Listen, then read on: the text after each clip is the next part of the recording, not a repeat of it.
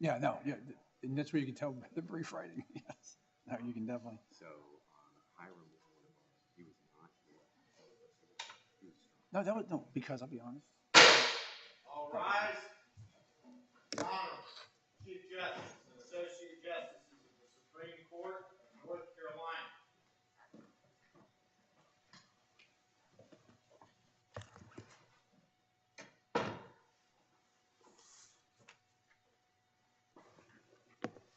Oh yes, oh yes, oh yes. The Supreme Court of North Carolina is now sitting for the dispatch of business. God save the state and this honorable court.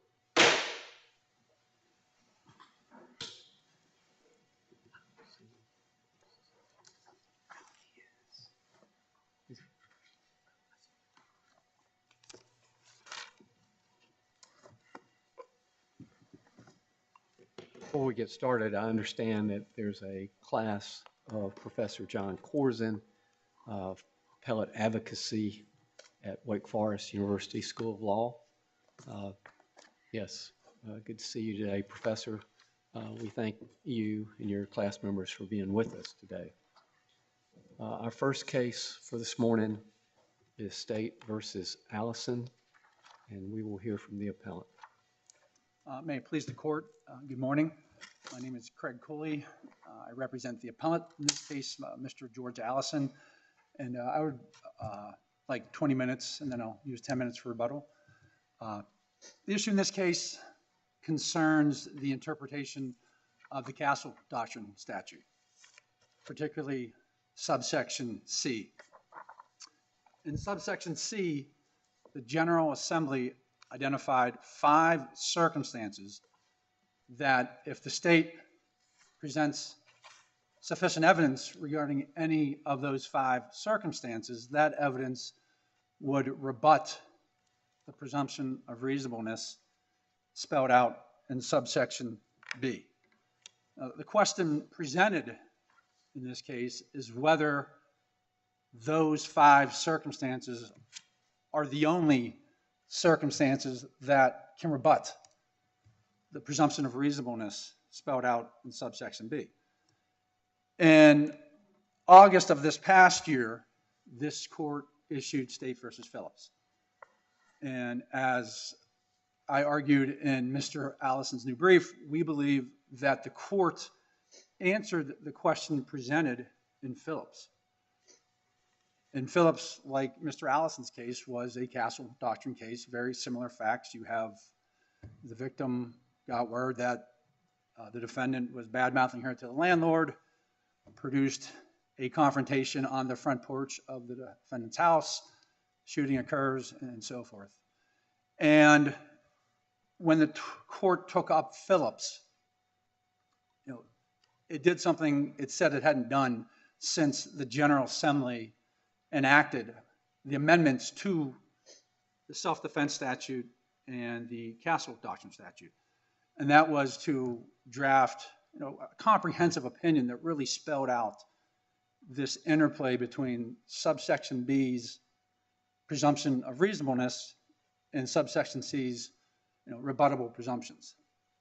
And I mention this because the court, in interpreting each section of the statute, made holdings regarding each section, section A, section B, section C, and each of those interpretations were necessary to the court's overall holding in Phillips. And again, Phillips has many similarities to Mr. Allison's case because the trial court in Phillips, when it looked over the Castle Doctrine statute, it was somewhat taken back. Like, it really can't mean what it says.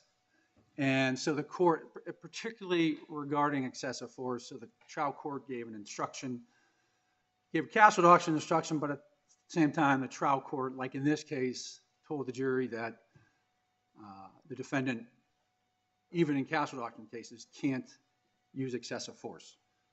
So to answer that question, the court had to look at the statute as a whole and interpret each section.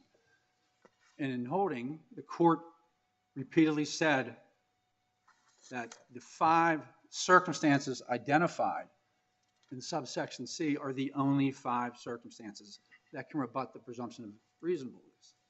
And that's significant because the Court of Appeals said that, well, yes, we've read subsection C, but we think there is a unwritten sixth circumstance where if the state presents substantial evidence where the jury can conclude that Mr. Allison did not have a reasonable fear of imminent death or serious bodily injury, that determination could rebut the presumption of reasonableness spelled out in subsection B. And so I mentioned. So I think what we're going to hear from your Yes. friend is that that's not the correct characterization of what C is saying. What C is saying is it's a rebuttable presumption. It is. So the state can try just generally to rebut the presumption with evidence. And then there are 5 scenarios where if these facts exist as a matter of law, it's it's game over. So it's not that there's 1, 2, 3, 4, 5 and then C like a catch-all one. It's that the general idea, the general concept is it's just always rebuttable. And then we'll create 5 categories and narrow it even further and say on these facts, we're not even going to make you consider whether it's rebuttable or not. It's rebutted. So what's your response to that? I respectfully disagree with that. And the court in Phillips explained why. Because if that reasoning applied, what's the point of having a separate Castle Doctrine statute? Because we're simply applying self-defense analysis to the Castle Doctrine statute. When the General Assembly made these amendments to the self-defense and Castle Doctrine statute, particularly the Castle Doctrine, they did so. They removed this analysis that is required in old school self-defense cases where, like, I'm at a bar, somebody accosts me because of verbal altercation, he pulls a knife. Now I have to think, well, can I shoot this guy? If I shoot this guy, is that excessive force? So there's this equation that goes into standard self-defense cases. General Assembly said, look, when you're in your house, that's your castle. You don't have to do that. But doesn't it operate to shift the burden of proof? The Castle Doctrine, that is? So in other words, your previous answer was, well, if the interpretation that Justice Deitch suggested were correct, there would be no point to the Castle Doctrine. And my question is, isn't the point that it shifts the burden of proof to the state instead of to the defendant to prove self-defense? Well, the state always has the burden to disprove self-defense. But if there's a presumption, then the state has to come forward to overcome that presumption. Yes, and the General Assembly said you have the right to rebut this, but these are the only 5 circumstances in this setting. Again, this is a narrow setting within someone's home. But isn't there a distinction between whether or not the presumption applies at all and whether or not it applies but it's been rebutted? What I believe you're discussing, Your Honor, is a sufficiency, whether it's triggered. Right? So in subsection B, what do you have? What do you need? You need an unlawful forcible entry. Right? If the evidence presented in the trial establishes an unlawful forcible entry that the defendant knows about, there's 2 presumptions at play, really. The presumption of reasonableness in subsection B, and then what I call the presumption of violence in subsection D, where if there is a trespasser who is unlawfully and forcibly entering or attempting to enter your home, the homeowner, the presumption is that this individual is going to do violence to me. He's going to harm me. That, coincides with the presumption of reasonableness. That's where the presumption of reasonableness comes from. The presumption that this individual is going to harm me, kill me, inflict serious bodily injury. So if the record establishes, which I believe it does in this case clearly, that there's an unlawful entry, it's forcible, right? That triggers the presumption. And again, as Justice Deitch said, it's a rebuttable presumption. General Assembly said, however, in this narrow setting within one's castle, you get 5 circumstances to rebut that presumption because, again, we're not out in public, we're not out at a bar, we're not in the street, high school football game, wherever we might be. Right? This is someone's castle. So I think the state's going to say, because I'll use a hypothetical I've used twice before. I used it when we tried to figure out how the aggressor doctrine applies with the Castle Doctrine, and then I used it with the excessive force common law excessive force doctrine. But and this is the hypothetical. There's a knock at your door. You open the door. It's a little 8-year-old Girl Scout with no parent with her. She says, "Hi, would you like to buy my cookies?" And you say, "No, kid, I'm not interested. I don't like solicitations. I'm not interested." Start to slam the door. The little 8-year-old girl with just a box of cookies sticks her foot in the door, pushes the door open, grabs your shirt, and says, "I said, buy my cookies." And you happen to have a gun holstered in your hip. You can take the gun out, standing there right in the entryway of your home, put it up against the 8-year-old girl's head, and execute her. And you're completely immune from prosecution in your interpretation of the Castle Doctrine. And the question I think this court keeps coming back to is that the intent of the legislature, to allow that sort of thing to happen when it's so obvious to any reasonable person, and likely to that homeowner, that the 8-year-old girl could not possibly put you, who's all she has in her hands is a box of cookies, cannot put you in any risk of actual, imminent death or serious bodily injury. So how do we get around that extreme hypothetical that I think is what we keep struggling with? 2 points. One is it's a similar argument the state made in its opening brief. I call it the parade of horribles. Yeah, if that ever happens, you go back to the statutory construction. Like why? And if you're going to apply statutory construction to this statute, you have to start with the premise that, the General Assembly doesn't make statutes that are irrelevant. In this example, what you're using is simple, straightforward self-defense. That's what it is. It's a self-defense analysis. And, if that's the case, why do we even need this separate statute? All right, so that's the first thing. The second thing is, the counter argument I made in my reply brief was the Eighth Amendment. Right? What you're saying is, the Eighth Amendment can't possibly condone the death penalty because they're going to execute somebody who's innocent. And there's probably good evidence. We've already done that. But, the Eighth Amendment still permits the death penalty, even though there's this hypothetical chance that we might execute somebody who's innocent. Right? So it's the same thing here. There's a presumption that when the General Assembly enacts legislation, they think of these things. Well, I have a couple of hypotheticals, because I think, one, with respect to the hypothetical Justice Dietz proposed, the difference is, at that point, does the homeowner have a license to kill the 8-year-old? There is no way. No license to kill at that point because how are we not in subsection C? The Girl Scout doesn't fall. If this is the example we're using, then yeah, you can defeat the statute. But the likelihood, as I mentioned in my brief, when did Girl Scouts become? Okay, so then let me use a different hypothetical for you. That's, I think, a little less outrageous. Yeah, go to the extreme, yes. Well, so let me ask my hypothetical. So a young man goes up to a home that has 16-year-old boy is going to pick up his siblings from a party. It's dark. There's no trespassing signs. Maybe he sees it, maybe he doesn't. He's supposed to be picking up his siblings. He goes and rings the doorbell, isn't sure whether or not the doorbell rings. There's a storm door, a screen door, so he rattles the storm door, screen door. The homeowner inside, all the homeowner hears is the door rattling, and there's a person on his front door. Under our version of Castle Doctrine, not another state's version of the Castle Doctrine, that man, he's an older gentleman, opens the door, raises his gun, and shoots that 16-year-old in the head. He has a license to kill that 16-year-old at that point. I would disagree. I believe the Castle Doctrine gives you the ability to prove 2 things. One, was it unlawful? Yeah, you can say it's unlawful, but the other thing, was it forcible?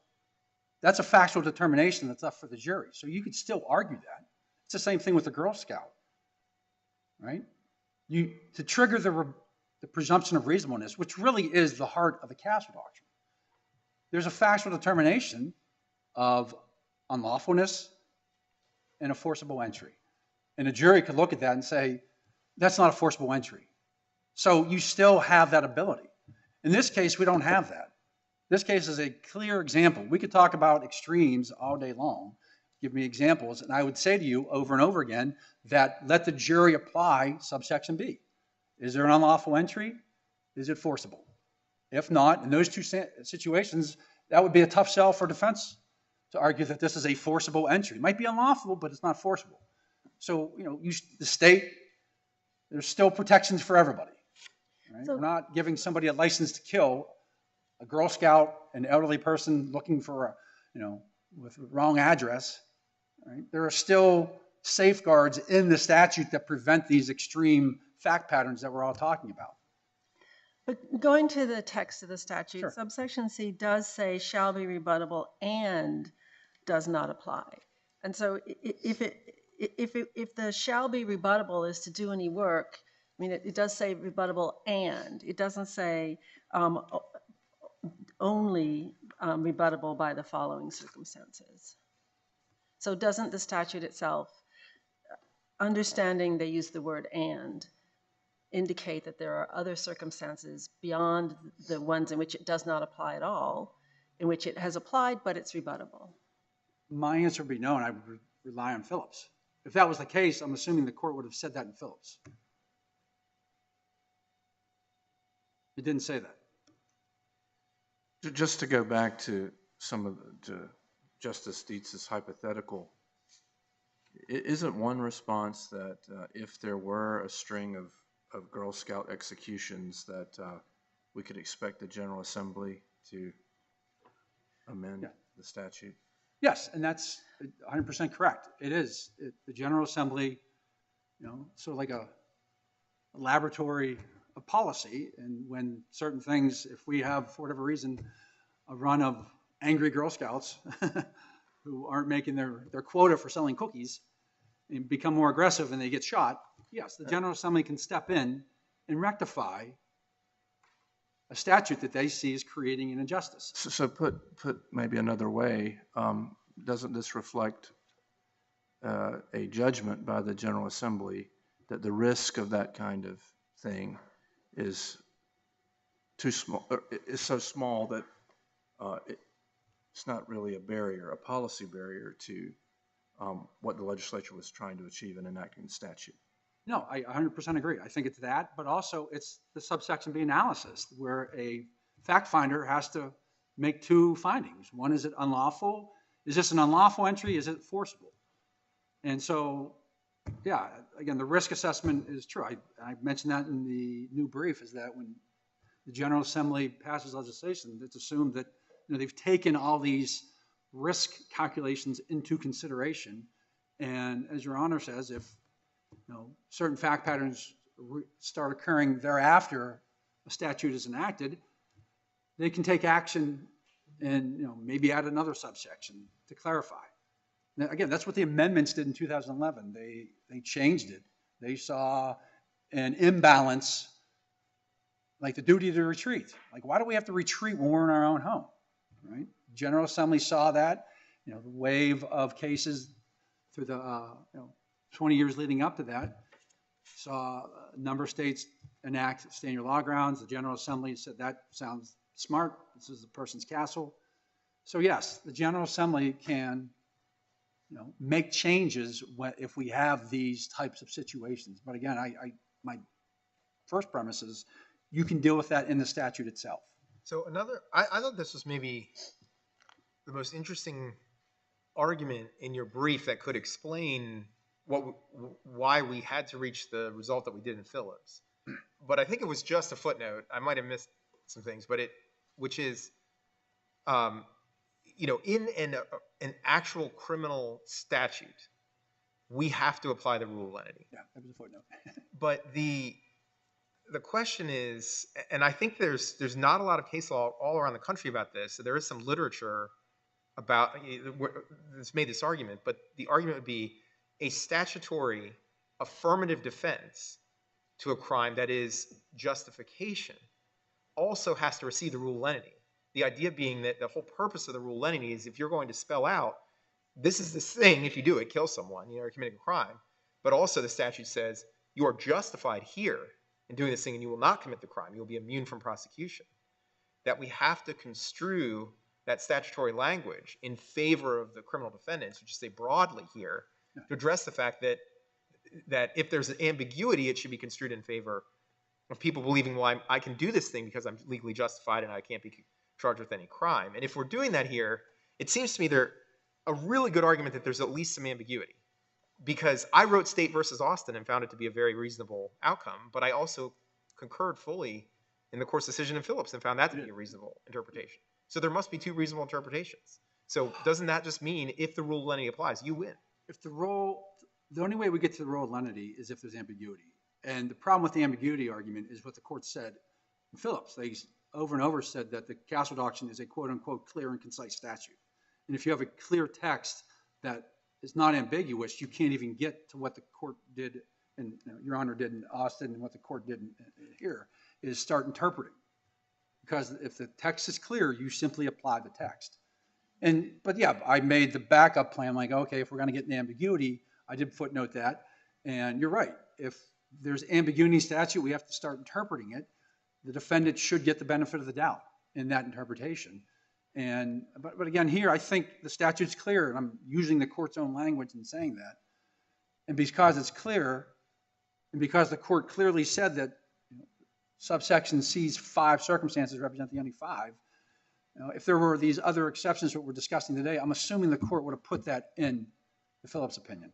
I have 10 minutes left. I will defer to my colleague here. Thank you, counsel. We'll hear from the appellee.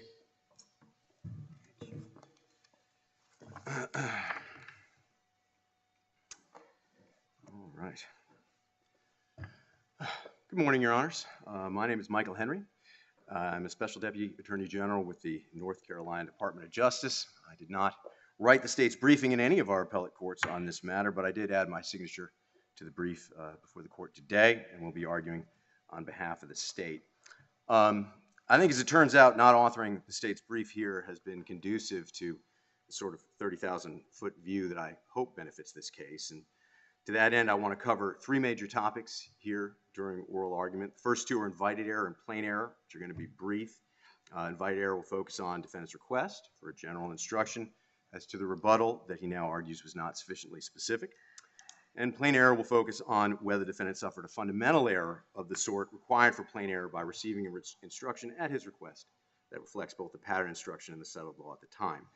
I do think these issues bookend this case, sort of in almost a preservation and a prejudice kind of issue, and are wholly dispositive, but I candidly am hopeful that the case will be resolved on the merits, which reflects a third topic that we'll cover, which is the construction of the relevant statutory sections. My argument here will focus on something that came up in the defendant's brief, which is I think that the relevant statutory sections contain a significant ambiguity that has bedeviled much of our interpretive efforts in this regard. Before I get to that, though, I just want to talk really briefly about some terminology. Castle Doctrine versus defensive habitation. Defensive habitation refers to the broader idea of defensive force in your home, or now under the statute, workplace, or motor vehicle. That's the kind of broader idea. Historically speaking, the term Castle Doctrine refers to a duty to retreat, or the absence of a duty to retreat from one's own castle. That distinction doesn't really matter if this court wants to do as what has sort of happened over the past 20 years in common parlance, where we sort of have created them to be synonymous, where we say Castle Doctrine to mean defensive habitation. That's fine, but I mean, words change and develop, but the problem that can obscure is the idea that when we look to common law for the benefit of common law to interpret statutory provisions, if we're looking under Castle Doctrine for old common law, we're going to miss a lot of relevant statutory or common law defensive habitation that would be more relevant to the facts. But we don't do that under the statute. Well, we do under, if there is an ambiguity, we would interpret the statutory provisions against the backdrop of the common law that's being displaced. Right, but Phillips says that there's no ambiguity. Right, but that's not correct. Okay. And I think that's one of the things that that is just even apparent from this argument. And that we'll cover. No, so would we need to include a footnote in Phillips that said Allison and the other Court of Appeals cases were overruled? A footnote in Phillips that overrules Allison? Or a footnote in Allison? I'm sorry, Austin. a footnote in Austin. No, I'm sorry. sorry. Let me clarify. Should we have included a footnote in Phillips that said Austin and some of these other Court of Appeals opinions were overruled? I think that is going to be, footnote or otherwise, that is going to be a result that may arise here. If we don't go with the invited error or plain error option, we are going to have to overrule some other cases or somehow come down on one side of that ambiguity. But does a Supreme Court opinion that clearly says there's no ambiguity have to overrule a Court of Appeals opinion that says something to the contrary? I think whether there is an ambiguity, I mean, certainly an overruling can be implied. We could say, well, this Supreme Court opinion is simply inconsistent, and it therefore, just as a matter of law, practically speaking, which is sort of contradictory, overrules this other Court of Appeals opinion that's inconsistent with it. I mean, certainly this court's opinions don't have to go through and list all the possible Court of Appeals opinions that are inconsistent with it. Whether or not, I do think there is an interesting issue embedded in that about if we just say there's no ambiguity, but there is on the face of the statute, what do we take that to mean? Can we really say that a statute is just as a matter of law unambiguous, despite being ambiguous on a plain reading? It is as a matter of law unambiguous just because we said it is. I think that, I don't know, that's an interesting area of law. And I think this court, though, is going to be given the opportunity to say that one way or the other. So in this case, what about my question? You would agree with me that if there was a criminal statute that said, Sure. you know, it shall be murder to kill another human being with the intent to kill, unless the killing took place inside a home and the victim had, and so the whole Castle Doctrine is spelled out in, you know, whatever it is, second-degree murder statute, that the rule of lenity would apply to that every single sentence there. Right. Why would it be different if you separate out the unless part and put that justification for the immunity in its own separate Castle Doctrine statute instead of in the homicide laws? I don't think it is different. I think the rule of lenity is a principle of statutory construction. I think there are other principles of statutory construction. I think the rule of lenity doesn't mean that the statute just means whatever the defendant finds to be convenient, right? The rule of lenity, we still need to interpret the statute based on its plain language. We need to interpret the statute to avoid absurd results. We need to interpret the statute to obtain the intent of the legislature. There's a lot of interpretive canons of statutory construction that apply in addition to the rule of lenity. The rule of lenity is among them. But I think in this case, for the reasons we'll discuss, the proper construction is one quite different than what the defendant is seeking.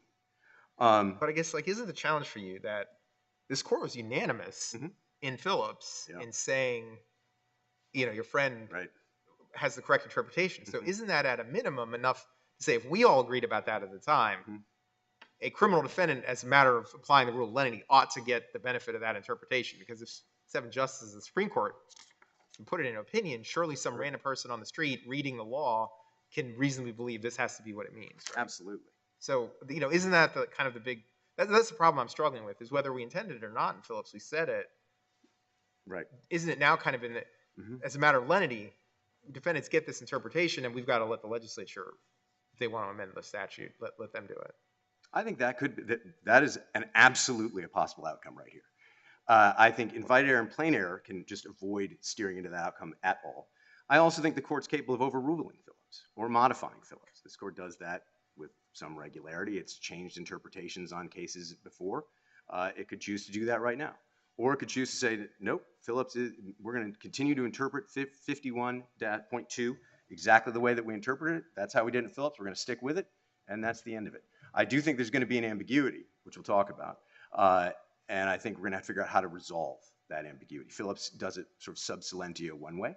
I think that's the wrong way, and we'll talk about it. But why isn't the correct course of action here is for a group of Girl Scouts to propose the Girl Scout Protection Act and get a lot of people to sign up at Walmart to lobby the legislature to say, hey, look, we need protection here. There was also, in a previous case, the example of trick-or-treaters. It's interesting how in one iteration, they all stop at the door, and then suddenly they get inside. But why isn't that the correct approach? That is a possible approach. I think that could happen. I think it comes down to whether or not, and we're just going to move right on to the ambiguity here, because that's clearly where the interest is. Invited error applies, plain error is a problem for plain error. We'll steer into the ambiguity for the moment. That is possible. We could just stick. This court could just stick with Phillips. I'm going to explain why it shouldn't. And that's up to this court. This court can say, well, yeah, you're right. You know, we looked at the statute, listening to oral argument here. We think, you know, Phillips, the issue wasn't properly before us, or it wasn't squared up, teed up the way we thought it was, and we could see now that we think we should interpret it this way. That's possible. That is a perfectly plausible and reasonable outcome for this court to come to, and I think that's the right outcome. I think the statute does what it needs to do already without the Girl Scout Protection Act. But we need to interpret it correctly for that to happen. Is this court bound by Phillips in that regard? No, it's not. Unless it wants to reaffirm Phillips, in which case, then yeah, the Girl Scout Protection Act would be the way it goes. But in the Girl Scout Protection Act, that's interesting, because we're going to get to an issue about why this ambiguity has this result, and we're going to see why these hypotheticals can come out just fast and furious. I mean, the Girl Scouts are sort of the go-to one, but we could make up any number of them for a particular reason.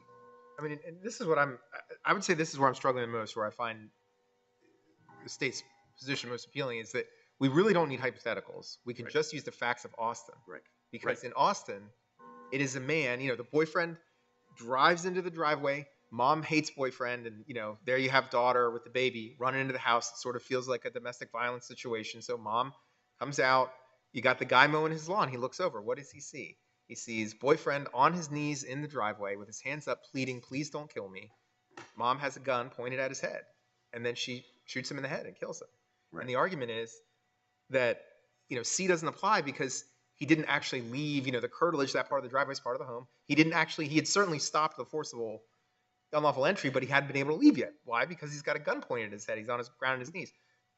The argument is the statute doesn't apply, and the question is that really what the legislature wanted here, that you can just execute someone in your driveway who's begging for you to let them leave? I see that. The thing I keep coming back to is, what if that was their intent, though? Because even in Austin, that one moment where you take a step back and say, I have to let this person leave my property now, you know, the boyfriend could have lunged at Austin. And the idea is, in your home, you never have to be put in that scenario. You get to just execute the person. If it's out on the street, we have this whole list of common law protections. You got aggressor doctrine, excessive force, everything else. Inside the home, different. So how do I figure out what the intent here? Well, I think we need to look at the statute as a whole. We're just going to just zoom out and let's take a look at the statute. If your honors have a copy of 14-51.2, I think it would be worthwhile to have it in front of us now. And I'm going to try to read it in a way to see if what will happen to me happened to y'all, which is that once you see it, you kind of can't unsee it. So here's the ambiguity of the current defense habitation statute, 51.2. The statute neither states that the presumption of reasonable fear, the presumption is itself the test for justifying deadly force, nor does it point to any other test into which the presumption fits. I'll say that again. The statute neither states that the presumption is itself the test for justifying deadly force, nor does it point to any other test into which the presumption fits. So let's take a look at 51.2b. That's our key provision here.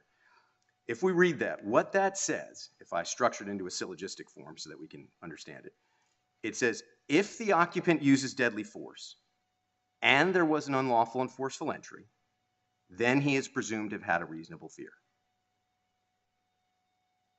That's what that statute says.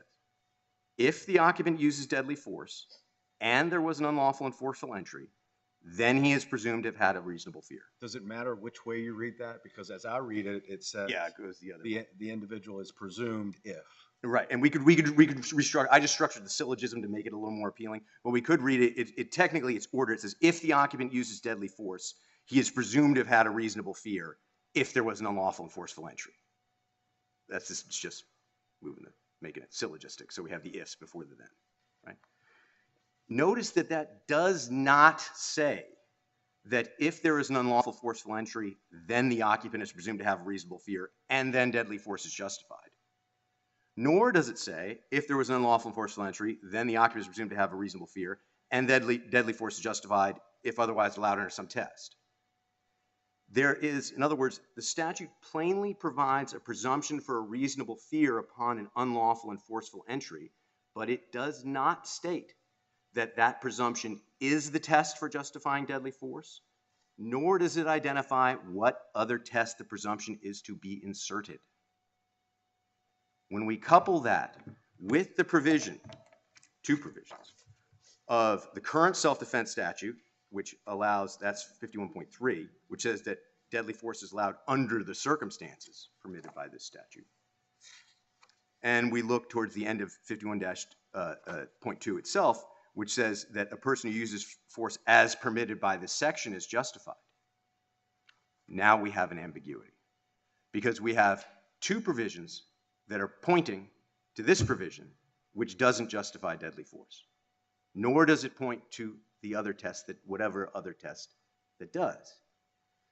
So Phillips resolves this ambiguity by concluding that the presumption itself is the test for justifying deadly force.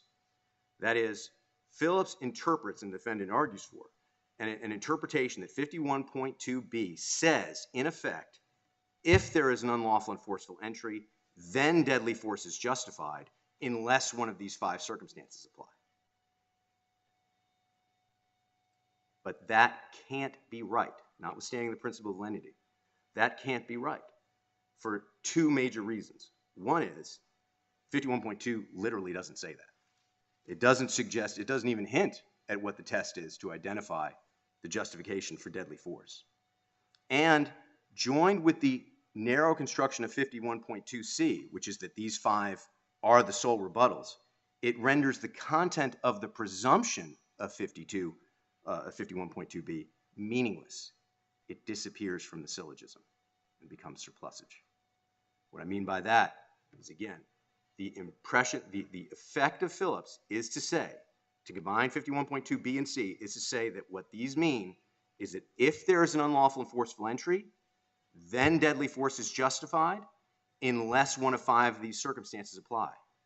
Notice that that syllogism never states the content of the presumption, that is, reasonable fear of imminent death and serious bodily harm. The content of the presumption becomes meaningless on that construction. And given, surely, if 51.2b means anything, it is about, that section is all about that presumption. Given that that can't possibly be surplusage, it follows that the presumption of 51.2b is not the entire test, and it fits into another test somewhere else. And then the question becomes where? Is anybody, but is that, just want to make sure that everybody's on board with that as I move to the next, not on board, but understands where I'm going with it as I move to the next step here. Because the next question is, well, okay, well, fine, but where does that presumption go? The statute doesn't say, hence the ambiguity, but we have some clues. One is the session law that was cited in the state's brief talks about the Florida model for this statute. If you go look at the statute that was adopted pursuant to that session law, it actually includes in it a self-defense standard very similar to what we currently understand as self-defense. And the presumption is right below it. So the presumption refers to that test. The presumption checks a box in that test. But even if we don't worry about the Florida statute for a minute, the terminology of our own statutory rubrics, 51.2 and 51.3, where could a presumption of a reasonable fear of imminent death and serious bodily harm fit? There is only one location in this statute where that presumption could matter, and that is the general self-defense standard of 51.3. So the most sensible construction of 51.2 then becomes that it fills in, the presumption there fills in the general self-defense test under 51.3, which otherwise requires a reasonable fear of imminent death and serious bodily harm, and the related conclusive presumption, incidentally, of 51.2d both facilitates that presumption and it moves the self-defense rubric from 51.3 from the non-deadly force standard to the deadly force standard. And this is notably why I think the prohibition on excessive force remains in place for the defense of habitation, but that's for another day. For now, it simply suffices to inform the construction of the statute for analyzing the rebuttal, which is the real substance that we need to get to, which is that on the plain language of 51.2b, the presumption of reasonable fear is not itself the test for justifying deadly force, and that test, that presumption otherwise on the terms of the statute goes nowhere. This creates a patent ambiguity that cannot be avoided. Whether this court upholds the construction of Phillips or moves away from it, any decision will be interpreting that ambiguity. So this is not a case of the statute being clear and unambiguous and accordingly there being no room for judicial interpretation. It is a situation where the statute is unclear and ambiguous and needs to be interpreted. We need to figure out what to do with that presumption because it is not the test in and of itself. Insofar as Phillips renders the content of the presumption surplusage, it can't be right, and the proper construction should be the presumptions of 51.2 fold into 51.3. And that, with 11 minutes left, moves me to what the rebuttal actually means. And I want to come at that from two sides. One is the positive side on the plain language, what it actually says, and two is the negative side, namely that the 5 elements are not all there is to defeating the presumption. So regarding the rebuttal, the plain language of 51.2 B and C, as well as the general law governing presumptions, show these provisions work together to create a mandatory presumption that is rebuttable by evidence of its non-existence.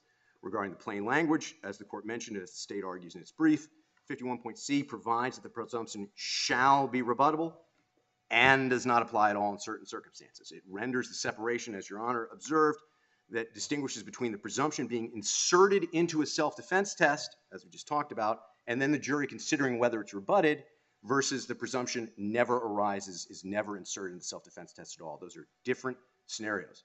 That interpretation not only makes sense in the plain language just of that line, shall be rebutted and does not apply, it makes sense when we look at those 5 circumstances anyway. Those 5 circumstances regarding whether you're a law enforcement officer, whether you're somebody who lives there, those 5 circumstances have nothing to do with a reasonable fear. They're not about fear at all. They're about, they just defeat the existence of that presumption altogether, rather than rebutting it, which would be something that we would infer from evidence of its non-existence, which, as the state points out in its brief, is the typical law with respect to presumptions. This would be a mandatory presumption, which is to say that if particular facts are established, namely an unlawful and forceful entry, then the fact finder must draw a certain inference unless, quote, sufficient evidence of its non-existence is forthcoming. So 51.2 and C together affect a mandatory rebuttable presumption. That is, if an occupant uses deadly force in response to an unlawful and forceful entry, then he is presumed to hold a reasonable fear under 51.3, checks that box for him under the self-defense statute. But if the jury can reject that, or the jury can reject that if there is sufficient evidence of its non-existence. Defendant's response, as this court observed, renders shall be rebuttable surplusage, which is likewise implied in the Phillips case. But this is contrary to the plain language statute as well as the general law pertaining to rebuttals. That's the plain language. I think we can also look directly at the circumstances itself, and this gets us, they're listed, those 5. This gets us to our hypotheticals. So we can set aside the plain language statute, we can set aside the law governing presumptions, we can set aside the anti-surplusage canon about the presumption itself becoming surplusage and the shall be rebuttable becoming surplusage. The key operative statutory construction at this point becomes not the rule of lenity, but becomes the avoidance of absurdity. The presumption is, if the presumption is unrebuttable beyond the 5 statutory circumstances, then there is simply no amount of evidence that an occupant lacked a fear that will remove him from the defense of habitation. This makes this an issue similar to the Holloman case, where this court noted that a literal interpretation of the aggressor statute would authorize gun battles. We rejected the General Assembly, authored this kind of self-defense merry-go-round and read a limitation into the statute. This is especially the case here if we accept and continue the Phillips construction that the presumption is itself the entire test. Regarding the state's hypotheticals, it is important to talk to defendant's parade of horribles rejoinder. This totally misses the point. With respect to a death penalty opposition, the argument there is that there are all these legal protections in place to prevent innocent people from being executed, right? We have a jury trial, direct appeal, MARs, post-conviction, federal habeas. There's lots of that stuff. But somebody can still come in and make the argument that says, hey, listen, statistically speaking, at some point, all of those things are going to fail, and we're going to end up executing somebody else. Therefore, or execute an innocent person. Therefore, the death penalty ought not to apply. Then defendant's response is correct. He says, look, we can't just create a parade of horribles on the assumption that our legal system will fail, and we will end up, therefore, in this terrible situation. The hypotheticals that the state is bringing forward, and the Girl Scout hypotheticals that we're talking about now in this case, among infinite others we could design, is not about, hey, listen, these legal protections, statistically speaking, might fall short at some point. It's saying this is just legal. That it is simply, it's not, there are no legal protections. This is simply all there is. Whether it's the execution style killing in Austin, the pushy Girl Scout.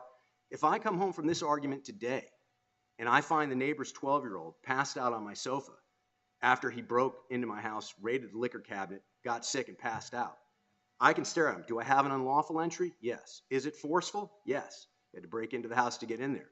Walk upstairs, grab a pistol, come down, execute him, call the cops.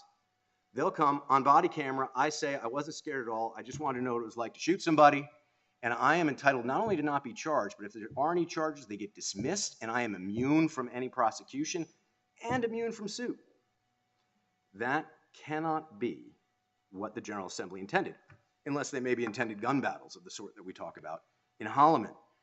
The crucial failure illustrated by these hypos, and we can design many others, the elderly dementia patient who won't leave my house, the old lady who's 95 pounds and clearly confused, insists that this is her kitchen, whatever. We can design any number of them. The crucial failure that they illustrate is that the construction of 51.2b that presumptively justifies deadly force upon an unlawful and forceful entry, absent a showing of one of very few circumstances.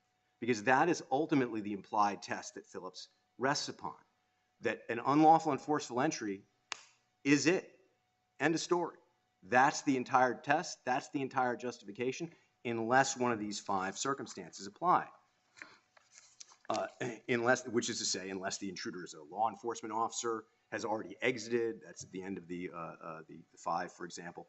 The moment we have an unlawful entry, which is the presumption is the test construction of 51.2b, then that's it. Defense of deadly force is justified indefinitely. There is no temporal limitation in that circumstance, which is to say that the forceful aspects of the entry have already evaporated, which is the case in Austin, or would be the case in the sleeping, passed out teenager in my house. Nor is there any proportionality limitation, which is to say that deadly force is plainly not called for, as would be the case with the elderly dementia patient or the pushy Girl Scout or whatever we want to say. And these are quite different than defendant's death penalty analogy about, well, the law might fail in some way and therefore we end up executing an innocent person. This is not the law failing. This is simply a declaration that this is what the law is. And incidentally, the construction that I suggested earlier, which is that the presumptions of 51.2 in fact roll into the presumption of 51.3, or roll into the self-defense test of 51.3, along with a fulsome construction of the shall be rebuttable language in 51.2c, solves these problems. Specifically, rather than wholly justifying deadly force upon a mere forceful and unlawful entry, the construction would simply provide that in accord with the plain language of 51.2b, a presumption of reasonable fear, which is all 51.2b says. It doesn't say it's the test. And then that presumption fits into the only place in the statute that it can, which is 51.3. And it does so to the benefit of the occupant, whose use of deadly force would then be analyzed under that statute, but with the benefit of the presumptions. This would preserve human life by incorporating both temporality through a fulsome understanding of the rebuttal provisions and proportionality through a return of the excessive force prohibition of 51.3. I do want to respond, as I run down my time here, to meaninglessness. This is a comment that is made in Phillips. This is a comment that the defendant talks about, that what I'm arguing would somehow render the rebuttable presumption of 51.2b meaningless. That is not the case. At a minimum, it would securing the presumption under 51.2b would impact the circumstances under which the defendant would get a defense of habitation instruction at all. Generally speaking, for defensive force instructions, there must be evidence construed in the light most favorable to the defendant that supports all of the elements of the defense. Only then does the defendant get an instruction. So the presumptions of 51.2b fills in at least two of those elements, if not more. So in fact, practically speaking, it's going to fill in the entire test. So if you have, at that point, what that means is that if you have an unlawful and forceful entry and the use of deadly force, a defendant is effectively guaranteed a defensive habitation instruction. That is a benefit to which he would not otherwise be entitled. So the presumption does not become meaningless. The remaining questions that the defendant raises regarding an immunity hearing and all this other stuff are not part of the question presented before this court, which was purely the rebuttal provision. So in my final minute, in closing, defendant requested the instructions that he's now challenging, which kicks him out in invited error. I have a great deal of difficulty seeing how he gets around that. I can't believe the trial court plainly committed a fundamental error, a miscarriage of justice by instructing in accord with the settled law under Austin and Cook.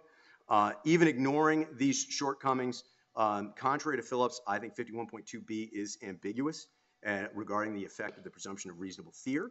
That ambiguity should not be resolved by concluding that presumption is the entire test for deadly force, but rather by concluding the presumption fits into the only other place it can, the analysis of 51.3. The related rebuttal of this presumption is not, contrary to defense arguments and as suggested by Phillips, limited solely to the 5 enumerated circumstances. And as a result, this court should affirm the determination of the Court of Appeals. So unless anybody has any questions, I sit down with 4 seconds left. Thank you, counsel. Thank you, Your Honors.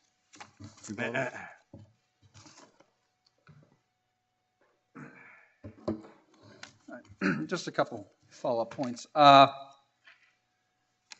the state's entire argument is built on the premise that the Castle Doctrine is ambiguous. If that's the case, the court's going to have to take a mulligan on Phillips, because this is exactly what the court said. It said Castle Doctrine represents a, quote, clear and concise statutory enactment. Right? We don't get to interpretation, statutory construction, if the statute's clear. Right? So the first thing, if the state is correct, this court was completely wrong in Phillips, all 7 of you, that said that this is a clear statute the General Assembly wrote. That's the first thing. Next thing is, if you look at what it said about the key provision that we're here about is subsection C, it made the holding it held that these 5 circumstances, only 5, and they based that on 3 factors. One was the plain language, right, in the text. The 2 one was the General Assembly's, quote, clear and intent to significantly broaden the Castle Doctrine's protection. And so you're looking at what the General Assembly did in 2011, and their intent was to provide homeowners with more protection. And how did they do that? Is by removing this analysis. Like, somebody's coming to my house, they just broke in. Is he armed? Can I shoot him in the head? Should I shoot him in the knee? If I shoot him in the knee, I might not go to prison. I mean, all this stuff, General Assembly said, no duty to retreat, this is your castle. And in terms of meaninglessness, the court said that. Like, if we're going to apply a simple, straightforward self-defense analysis to a fact pattern here, the court said, practically, if subsection B's presumption could be rebutted by other circumstances not listed in subsection C, such as the victim's relative size or strength, subsection B would serve no purpose.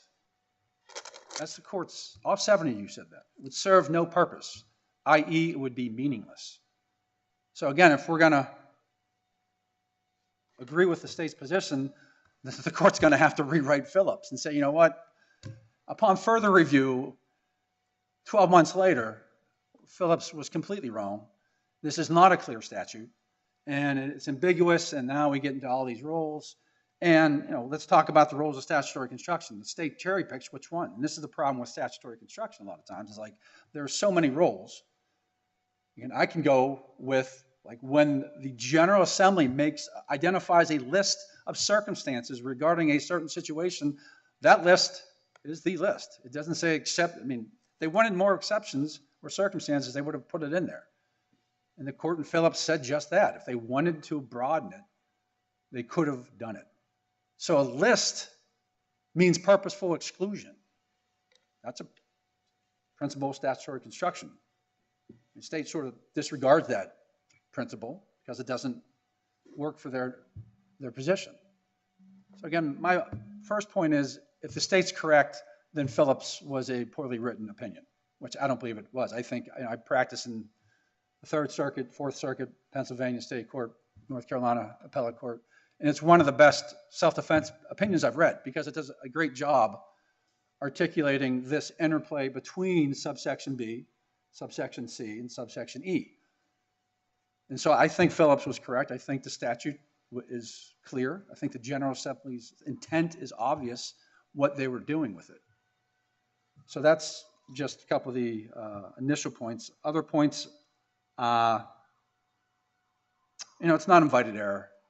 That argument itself is waived because the state did not bring it up for the Court of Appeals. The Court of Appeals didn't ding me on any sort of invited error argument. The argument was similar to the argument in Phillips. Like, this is the standard pattern jury instruction.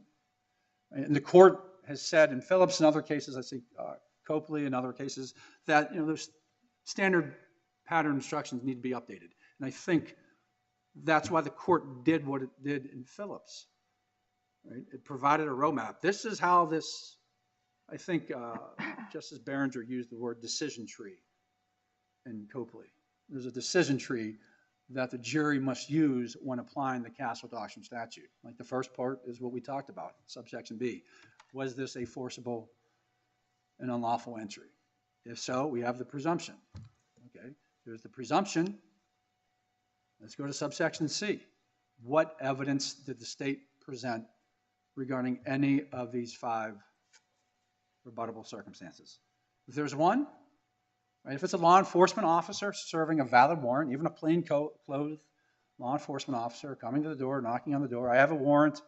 Homeowner says, you don't look like a cop. I think you're just trying to break in. The confrontation happens at the front door, and the plain-clothed law enforcement officer gets shot. That's rebuttable. And if it's rebutted, then, as the court said in Phillips, we go to really a straightforward self-defense. I mean, proportionality. Did the defendant use excessive force? So again, the argument I made on direct appeal was the jury charge. Did the trial court convey to the jury this burden-shifting analysis, this decision tree? It didn't. It was all over the place. It was sort of very similar to the jury instruction in Phillips, which was really all over the place. There's a presumption of reasonableness, but you can't use excessive force. I mean, in this case, one of the arguments I make is that the trial court failed to define home. Because at trial, the prosecutor really hammered home the fact that Brandon Adams was on the front porch. He wasn't inside Mr. Allison's mobile home, so I think there was necessity to tell the jury that the curtilage, the front porch, this is the home. So the focus was on the jury charge, not on the fact, trial counsel requested what all trial lawyers do. They requested, here's the standard instruction. Right? So it's not invited error. One real quick, if you're right about this, in this case, do we send it back to the Court of Appeals to do a plain error analysis, knowing that they were wrong on their reasoning which was that there was this error on this ground, or is there no need to do that? The case is just. I believe the prejudice is fully briefed. I know you did that in Phillips, and I believe Justice Earls filed like a concurring dissent, said no, it's fully briefed. I'm of that position. I think we've briefed this. I think the argument, it's a sufficiency argument. Is there evidence in the record that triggered subsection B's presumption of reasonableness? There is. And I mean, if you read the state's briefing, I don't think anyone's ever said that there isn't. I mean, it is. I mean, we could talk about Girl Scouts, we could talk about trick-or-treaters, but this case is there's threats, there's threatening text messages, there's verbal threats, there's Mr. Adams preventing my client from closing the door, his elderly mother's inside, all these things throughout the day leading up to this unfortunate incident clearly is an unlawful enforceable entry. The question then becomes, what evidence does the state present regarding any of the 5 rebuttable presumptions? There are none. It presented no evidence. And that's why the state, in its briefing before the Court of Appeals, focused so aggressively on this straightforward self-defense analysis, which the court bought into by citing Austin. Right? So my position is it's fully briefed. If there's evidence in the record that triggers a rebuttable circumstance, yeah, we lose. There isn't, though. So if there isn't and the rebuttable presumption applies under subsection E, Mr. Allison's immune. So why send it back? So my first position, I identify 3 remedies. That's the first one. The second one is, yes, you can remand for a new trial. Third one is, I have a minute left. The third one is, this whole concept of having a pretrial immunity hearing. And, we briefed that. Obviously, it wasn't before the Court of Appeals, but we think the court can use its Rule 2 supervisory authority to address that issue if it wishes. But my first position would be, there's enough in the record, it's fully briefed. This is an unlawful enforceable entry. This is justifiable homicide under the Castle Doctrine.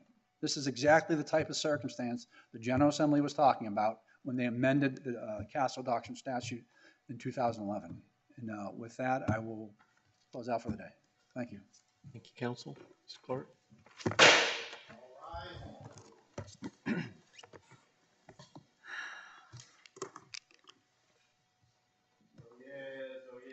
The Supreme Court of North Carolina will be in recess for 15 minutes. God save the state.